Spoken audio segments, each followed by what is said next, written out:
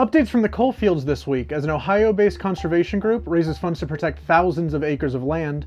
New census data suggests an increase in previously expected population loss. And in West Virginia, fast-track data center development has caused disarray in a small community. This is the Appalachian News Roundup.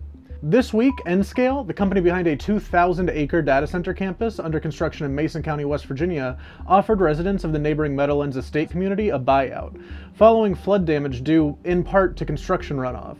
That's according to reporting from W.Va.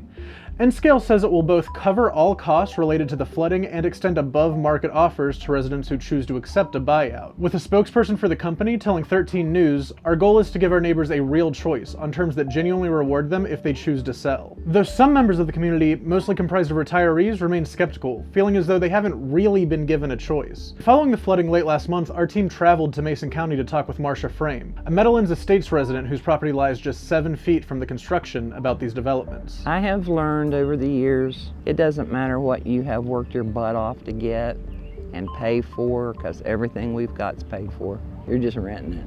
They own you. They own you.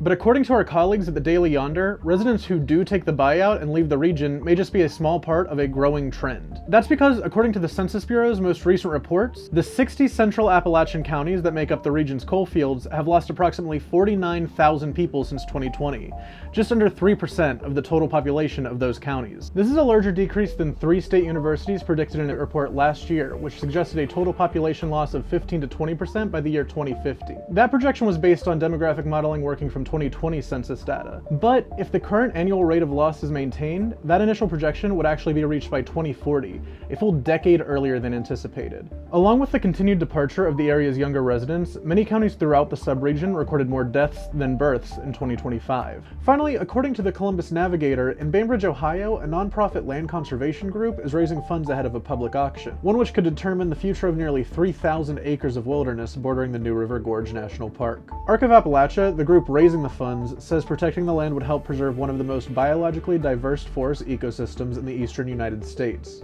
The land is set to be sold in 8 separate parcels at an auction to be held in Beckley, West Virginia on June 30th.